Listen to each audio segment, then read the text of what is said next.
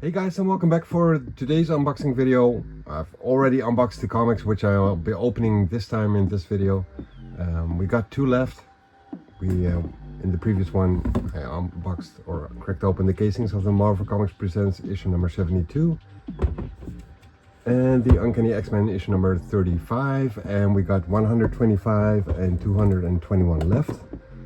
Both first appearances, and yeah, well, let's check out if the gradings are in any way accurate, or if there are certain defects which should have been causing the grading to be lower than what it actually got. So just gonna start off with the Uncanny X-Men 125, first appearance of the Broadest.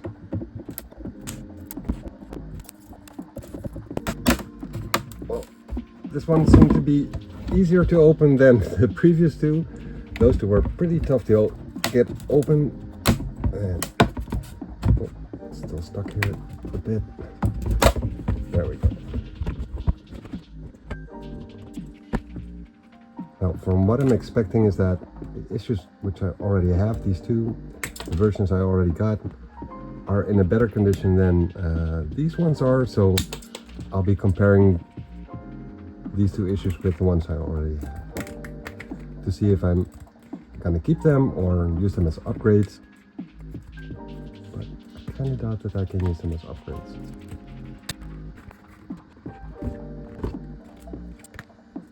This one was graded as a 7.1, and I already noticed in the previous video that there's some damage on the back side of the cover.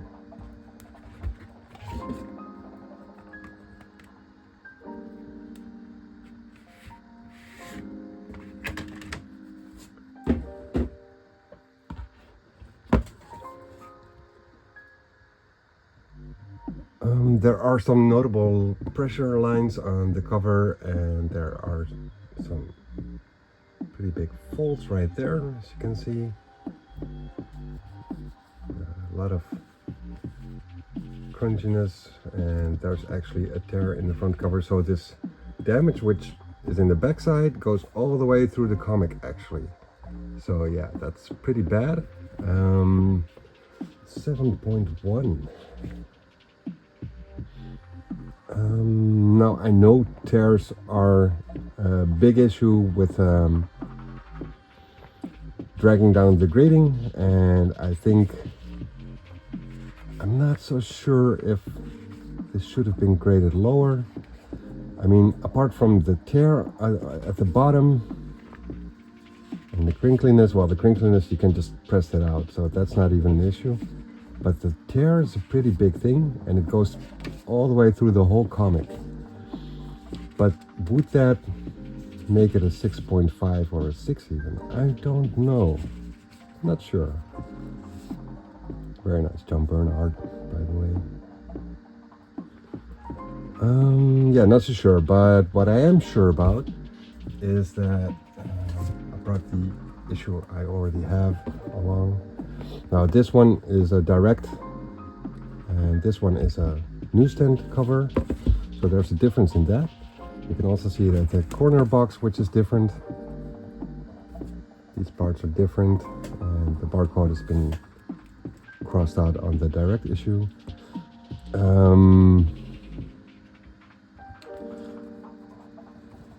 It seems like this one has a little bit better colors.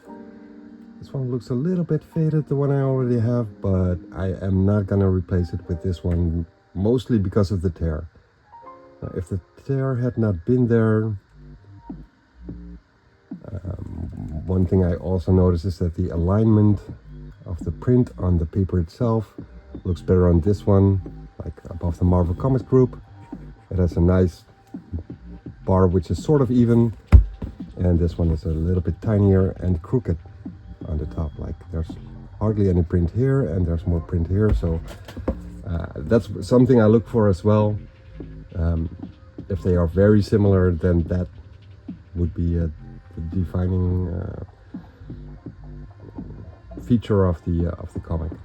But yeah, let me just take a closer look at the coloring, because it is double bagged.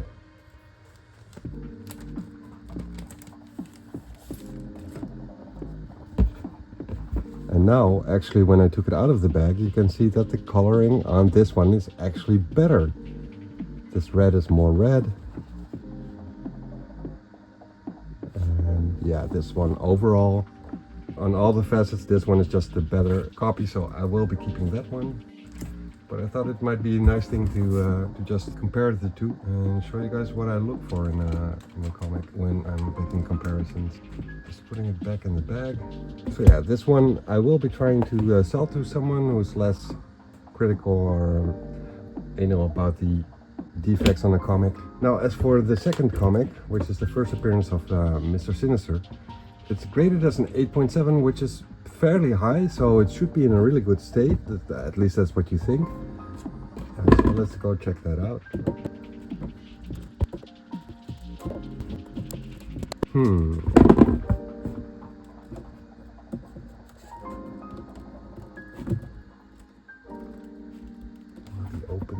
going to be able to open it up like this. I don't think oh yeah, I guess I will be. Should be. If not for that last part, that is. There we go.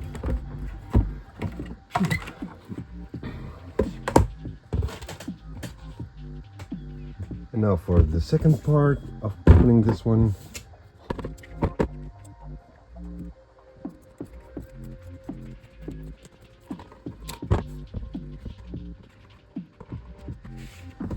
There we go. And let's take a look. See. This is the direct edition. You can tell that by the Spider-Man logo right here. There is a fold on the side right here, which is pretty big. It goes from here up until here somewhere. Let me see if I can show it better. I don't think I can really get it in the camera view. Maybe here a little bit.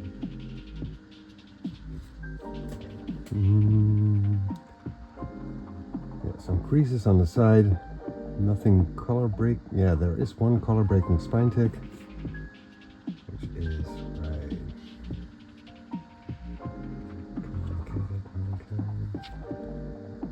It is somewhere around here. Can't really get it on cam properly, but yeah, there are some other creases on this side, right there, right there. There is a little bit of discoloration going on. You can see it in the corner box. It's not clear white. As I said with the previous comparisons part, you can see that the print of the logo of the Uncanny X-Men is a little bit off the page right there, off the cover. So yeah, that could be a deciding factor. I brought the one I already have along as well. You can see that this one is the newsstand edition. Let me just pull it out.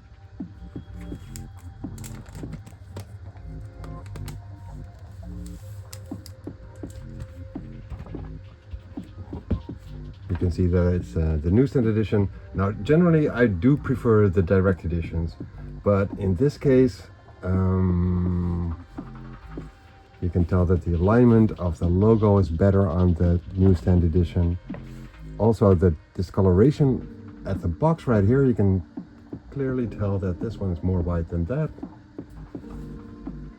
It does have some creases right there, but not as big as the one on the right here. Along with the discoloration and the disalignment or unalignment of the logo, I will be sticking with the newsstand edition on this one, which I kind of already expected that the versions I had would be better than these graded ones. But like I said in the previous video, I didn't buy this lot for these two comics. I bought them for the Marvel Comics Presents and for the X-Men 35, which were two issues which I was still missing in my collection. So these are pretty much collateral, and I will be trying to sell those. But yeah, that's it for this video, guys. I want to thank you guys for joining. Don't have any comics lying around. There should be one shipment coming in still. But I do have a shitload of Transformers to unbox. So if you're into that, be on the lookout for some Transformers unboxing videos. There should be some pretty cool ones in there. Some revisits of robots I already got. And that's it for now. So thank you guys for joining again, and later.